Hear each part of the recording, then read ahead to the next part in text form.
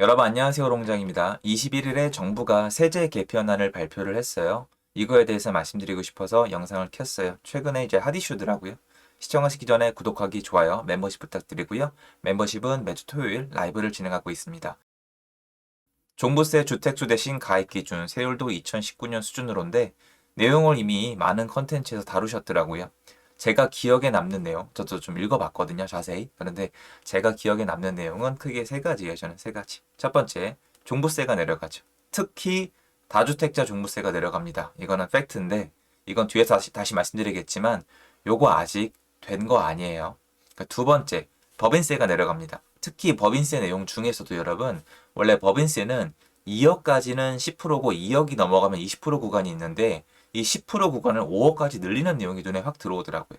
그리고 마지막 세 번째가 주요 내용처럼 써져 있진 않았지만 증여 부분에 대해서 증여를 하게 되면은 취득 원가, 그러니까 그 인식 때문에 물건이 원래 5년 정도 묶였었는데 내년부터는 증여를 하게 되면 이게 10년이 묶일 수가 있다는 내용이 있었습니다. 일단 여러분에게 반드시 말씀드리고 싶은 부분은 뭐냐면 여러분, 이 내용이 좋다 싫다가 아니라 이거 아직 통과 안 됐어요.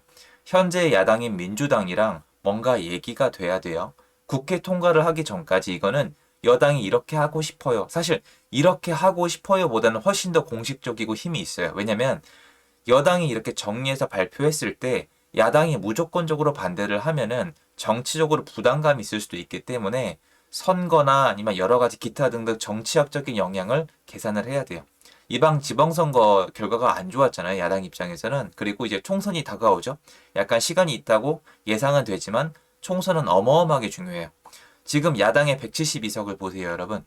그러니까 얼마나 총선이 중요한지 우리가 이미 알고 있기 때문에 총선이 다가오고 있는 이 시점에서 과연 이번 세제 개편안을 야당이 어떻게 받아들일지도 굉장히 중요하겠죠. 일단 많은 분들의 의견이 나뉘는데 야당의 분위기를 봤을 때는 일단 안 좋고요. 법인세를 건드린 거 그리고 종부세를 건드린 거에 대해서 굉장히 반감을 표하고 있습니다. 무엇보다 키워드는 이거예요. 부자 감세다. 그러니까 많은 분들 인식에는 법인 이꼴 부자라고 인식이 되어 있고 종부세 이꼴 부자라고 인식이 되어 있기 때문에 법인세랑 종부세를 건드리는 거는 굉장히 못마땅해 할 수밖에 없는 그런 구조를 가지고 있어요. 이번 발표를 통해서 여실히 드러나는 부분이 있습니다, 여러분. 뭐냐면은 제가 말씀드린 키워드 세 가지는 제가 인식하는 바가 같기 때문이에요. 법인세, 종부세, 그리고 증여세를 손을 댄다고 했잖아요. 여러분 이 세 가지 세금에 어떤 인식을 가지고 계신지요? 부자란 개념이 들어가지 않으세요? 증여. 그런데 제가 여러분에게 어필하고 싶은 거는 물론 상대적으로 부분적으로 맞는 내용이지만 위 세 가지는 더 이상 부자의 영역이 아니에요. 중산층, 그리고 중산층이 아닌 분도 어쩔 수 없이 세금으로부터 생존하기 위해서 증여를 해왔고요. 수년 동안. 그리고 법인도 사업하시는 분들이 세금이 너무 비싸서 또는 너무 부담스러워서 법인을 만든 경우도 있고요. 그리고 종부세는 여러분 더 이상 부자 세금이 아니에요. 절대 아니에요. 종부세는 그냥 보유세예요. 그래서 예전에 비해서는 부자들의 세금이 아니다. 그런데 이 부분을 건들자 다시 한번 어떤 테마가 나오고 있다. 부자 감세다. 부자를 위한 정부다. 서민들에게 돌아갈 혜택을 부자들에게 주고 있다. 국가에 들어올 세금을 20조 가까이 낭비를 하고 있다. 이런 얘기가 나오고 있기 때문에 앞으로 진행 상황을 잘 지켜봐야 되겠지만 지금 분위기만 봤을 때는 통과가 안 된다는 건 아니지만 절대 쉽지는 않겠다라는 말씀을 일단 정리해서 드리고 싶습니다. 내용은 여러 가지가 있어요. 밑에 내려가면 세금이 얼마나 내려간다 그런데 쉽게 말씀드리면 특히 다주택자를 중심으로 종부세가 내려가요. 그리고 법인세도 그냥 내려간다고 생각하시면 되고 증여할 경우엔 좀 불리해진다고 생각할 수가 있습니다. 오늘 제가 영상을 킨 건 해당 내용을 자세히 쪼개드리기 위해서가 아니에요. 내용이 어느 정도 국회에서 통과가 가능해지면 다시 한번 봐도 된다고 생각을 하고요. 여러분들이 나머지 내용들은 아마 여러 컨텐츠나 기사를 통해서 충분히 보실 수 있었을 거라고 생각을 해요. 제가 하고 싶은 거는 이번 발표를 통해서 시장에 미치는 영향에 대해서 말씀을 드리고 싶어요. 왜냐면 이게 훨씬 더 중요하거든요. 내용은 네이버에 한번 검색해 보시면은 블로그에 다운로드 받을 수 있는 원문들이 많이 있기 때문에 쭉 읽어보시면 한눈에 들어오고요.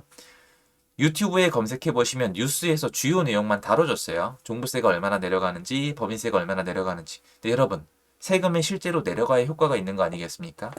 예전에는 여당이 172석, 180석 가까이 가지고 있었기 때문에 임대차 3법조차도 통과를 시켰지만 지금은 전혀 그런 상황이 아니기 때문에 특히 국토부 장관님과 현재 여당이 집권한 여당이 여론과 어떤 정치적 부담감을 많이 느끼고 있다고 저는 느끼거든요. 뭔가 발표하고 안 좋으면 후퇴, 발표하고 후퇴 이런 모습을 봐왔기 때문에 이것도 어떻게 되는지는 당연히 지켜봐야 됩니다. 그럼 시장에 어떤 영향이 있을까요? 일단 결론부터 말씀을 드리자면 시장엔 별 영향이 없습니다.